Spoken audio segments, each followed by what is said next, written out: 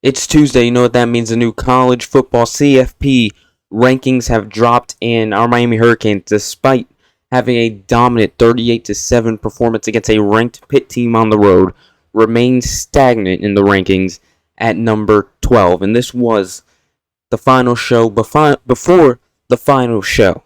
So this means this is where we found out if Miami even has a shot, or if they will be finally put in to the mix for an at-large bid, and they were not put into the mix. But we did find out something very, very important, and this was what I said coming into this selection show was very important. It wasn't necessarily too much about where we were ranked. Now, of course, we should be ranked over Notre Dame. It would be great to have the at-large bid confirmed and all that, especially coming off of such a big win on Saturday. But the most important thing was when the committee member, this week, Hunter Yurachek, came on, and if he was going to clarify if Miami, despite not playing on this Saturday, conference championship weekend, will still have a shot at moving up in the rankings if, BYU loses or Alabama loses, and if idle teams that do not play, have a shot at moving up in the rankings, and he did confirm that. But first, before I get to that, I want to talk about the current rankings. So here's the current rankings, the new CFP rankings. And as you can see, the movement was Bama to 9 and Notre Dame to 10, and then Texas moved all the way up to 13. Not enough to get into really a serious conversation for an at-large bid this weekend. So the main movement, because we're down to the top 12 or you're out, basically. The real movement is number 10 and number 9. Number 9 Alabama was able to jump number 10 Notre Dame. Both played bad teams. Notre Dame won by what was, I believe, 29 points, and Alabama won by 7 points against an Auburn team. And the committee weighed that win as a positive for Alabama, winning in the Iron Bowl at Jordan-Hare Stadium, and they found it enough to have Alabama jump Notre Dame. Now, I do think in the initial rankings, they did get carried away in putting Alabama at number 10 and Notre Dame at number 9 after Alabama lost to Oklahoma, because I don't really think Notre Dame is better than Alabama, hasn't proved to be better than Alabama. Alabama beat Georgia, as you can see, as number 3. So I do think they fixed it and corrected themselves. But, I mean, if you go with what you initially had, and then now the reasoning is that they beat Auburn, and that's why you jumped them to number 9. To me, it seems like they want to confirm a spot for Alabama in the SEC, an extra SEC team in the playoffs. That's what it looks like to me, because Alabama plays UGA.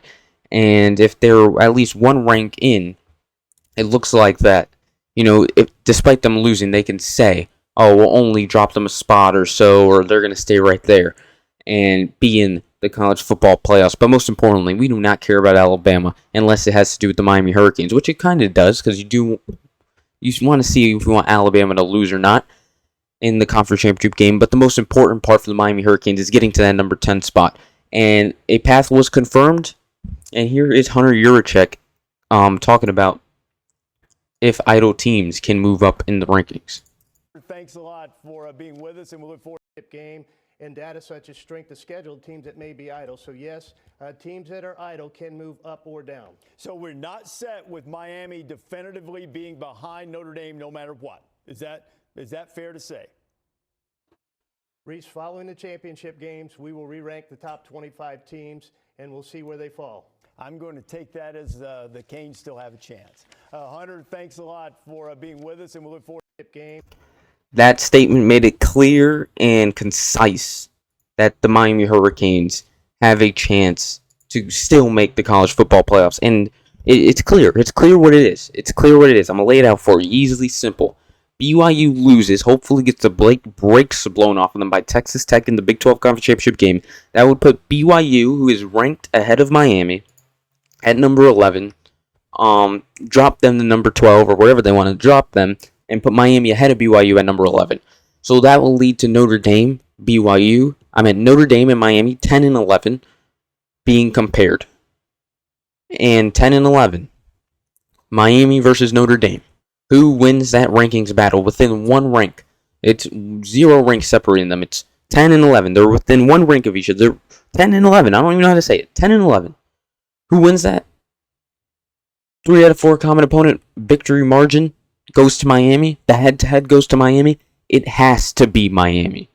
Especially them proving themselves week after week for the last 5 weeks that they are a playoff caliber team. It has to be Miami. And that's the path that the Miami Hurricanes have to make the college football playoffs with an at-large bid. And you know what else will be a supplemental to add to the Canes' cause to make the playoffs with that scenario happening? Is in the ACC Championship. Because if you look at the rankings here, as you can see, JMU has made their way into the college until the CFP top 25, and Duke is nowhere to be found. So if Duke beats Virginia to win the ACC Championship, that means most likely the 4 and 5 conference championship seed will go to 2 G5 teams, which will be the American or whatever it is, and then JMU if they win their game. So that would leave the ACC without a team in the college football playoffs. And does the committee really want to deal with that? Does the committee really want to leave one of the Power 4 conference teams out of the college football playoffs? I doubt it. So that will give them an incentive if BYU loses to Texas Tech to drop BYU below Miami, put Miami at 11. Notre Dame's at 10 now. They're in closer striking distance. They're only within 1 rank of Miami, and that will give them another incentive to rank Miami above Notre Dame besides the head-to-head and besides the common opponent victory margins. That's the path for Miami. So Miami, despite staying stagnant this week at number 12, which they shouldn't have, because if you beat a ranked team by 31 points, how do you not jump up a spot? I don't care if the team's one loss. How do you not jump up a spot? But whatever. It's stupid. Ignore it until it doesn't go our way, which we still have one more selection show for it to go our way. One more shitty committee meeting for it to go our way. And that's the path for us. Now, when it comes to Alabama, Georgia, I don't know who you want to win. I don't know if you want to drop Alabama down. I mean, and they end up getting that 10th spot, and both Notre Dame and Miami are left out if Alabama loses their conference championship game. So I think you kind of want Alabama to win. But also, you can make the argument 9-3 Alabama doesn't make the conference championship if they get it doesn't make the CFP with an at-large bid if they get the brakes blown off of them by Georgia.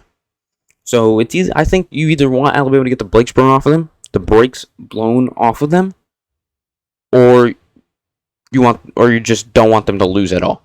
It's either blowout or win for Alabama. That's it. You don't want them to lose in a close one where they can make the argument to put Alabama in at that last at-large spot instead of either Notre Dame and Miami. And then, of course, you can't have BYU beat Texas Tech at all because then they will both end up in the college football playoffs. And Notre Dame and Miami will also be out in that scenario. So, you want Miami to get into the college football playoffs. You think Miami deserves to be in the college football playoffs? Of course we think our Canes deserve to be in the college football playoffs. We have a chance. It's a chance that relies on another team, which is idiotic.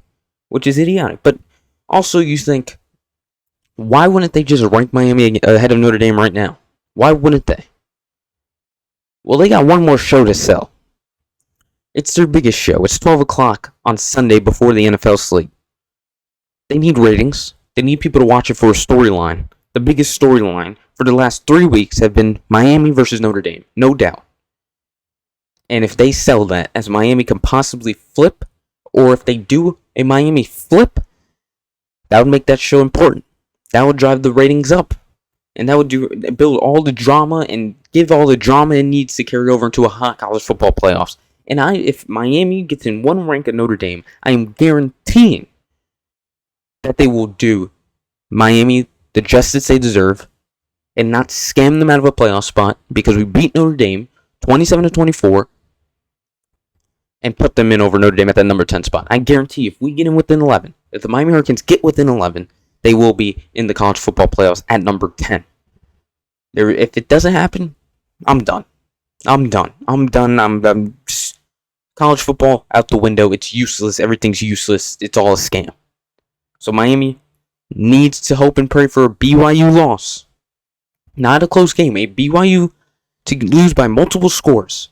To where BYU drops to number 12, Miami gets to number 11, and goes head-to-head with Notre Dame in the rankings. Because apparently, if they're not within one, The committee's heads explode, and they can't seem to put the team that won over the team that lost. But if we get what it won, I believe it will do what is right and put Miami in over Notre Dame. Simple as that. So for this week, we end off with a Go Canes, but we also end off with a Go Red Raiders, Go Texas Tech, Go Canes, Go Blue Devils, Go Duke. Root for all three of those teams this week for sure. And that's it. But of course, Go Canes, obviously.